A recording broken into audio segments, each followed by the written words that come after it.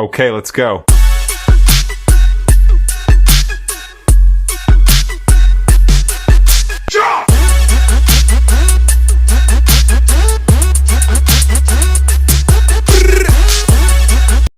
السلام عليكم ورحمة الله وبركاته. باركم متابعيني. اليوم يا حبايب قلبي جيت لكم بمقطع من الدين. المهم يا حبايب قلبي، سمعنا في الآونة الأخيرة عن رئيس ليبيا. هذا الشخص يا جماعة وربي فخر لكل الأمة الإسلامية.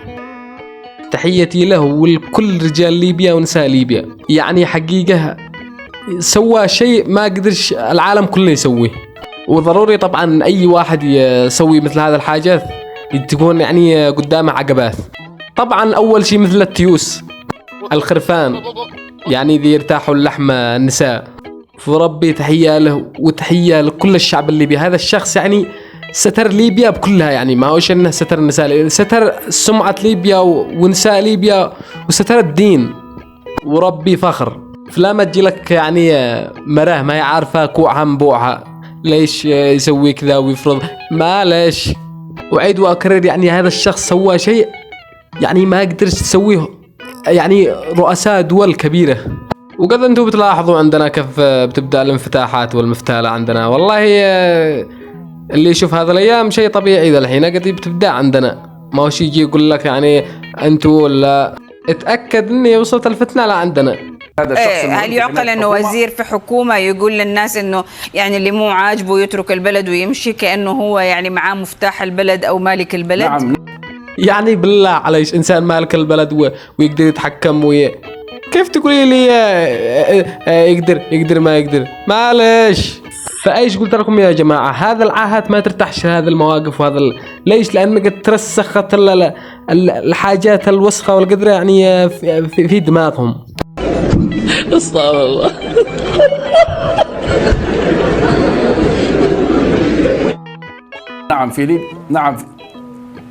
نعم في ليبيا هذا ممكن وممكن جدا. حين تكون قويا ممكن وأكيد بإذن الله. يعني برايش بلاد ورثت يعني رجال عظماء، يعني ما يطلعش من أصلابهم يعني رجل عظيم ولا قائد كبير.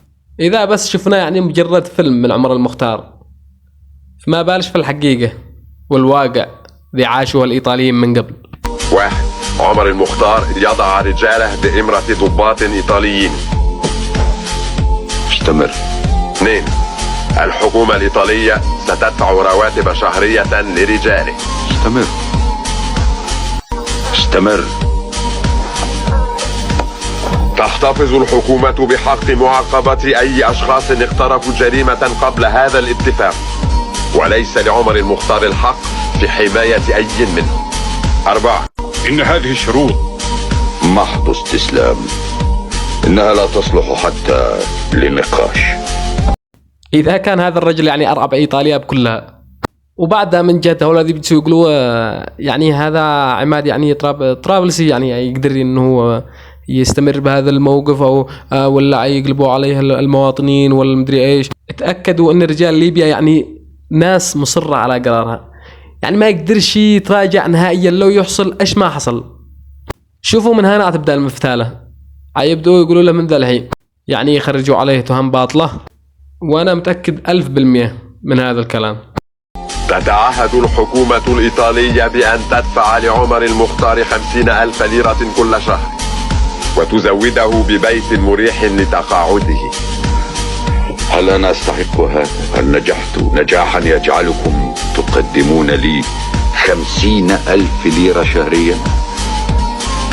أنتم بتقديم الرشوة لي فعلا تهينونني. سيادتكم، هذا ما اقترحته أنا. مقترحي لم يكن رشوة أبدا، بل محاولة لجعل تقاعدكم مريحا. كيف لي أن أرتاح وشعبي سجين في المعتقلات؟ وأين هذا الجنرال الذي يفجر ويحرق ويشنق؟ لماذا لم يجئ هنا قط؟ عندما نتفق على الشروط التي بيننا سيسعد الجنرال غريسياني أن يراك. أنا لا أريد أن أراه، أريد أن أرى نهايته. ولماذا ينزل الجنود؟ ما هو هدفه؟ الواحة الأخيرة 6000 برميل من الماء.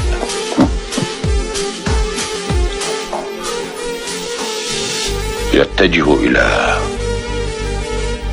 الكفر.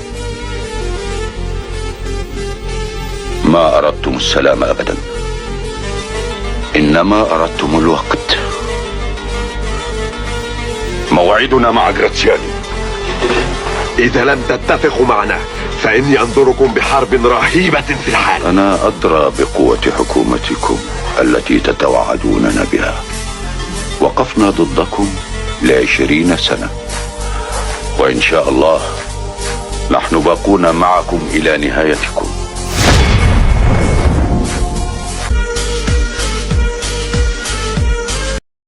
يعني شيء طبيعي هتبدأ الإغراءات من ذا الحين، يا اما يوصوا يعني يحولوا له فلوس ولا تنازل وعن ندعمك وعن أكدوا إنها حتبدأ المفتالة من هنا.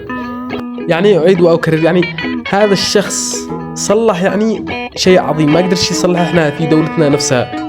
يعني بالله عليكم عندما تخرج المرأة أو الممثلة أيا ما كان تخرج يعني بعباية مفتوحة، والله العظيم وصلت بنا يعني حتى في الحال في صنعاء تخرج بوجه مفتوح. يا أخي إيش هذا الكلام؟ الرسول صلى الله عليه وسلم قال كلكم راع وكلكم مسؤول عن رعيته. والرسول صلى الله عليه وسلم وصى بالحشمة، يعني عودوا بناتكم يعني من صغرها على الحشمة على التربية الصح.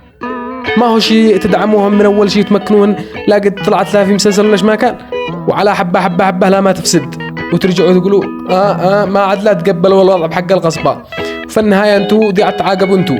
فأنا أقول يعني نسأل الله الهداية ونطلب من اليمن يعني بشكل عام أي إنسان ماسك في أي منطقة سواء كان جنوب أو شمال أو شرق أو غرب، يا أخي اتق الله في نفسك.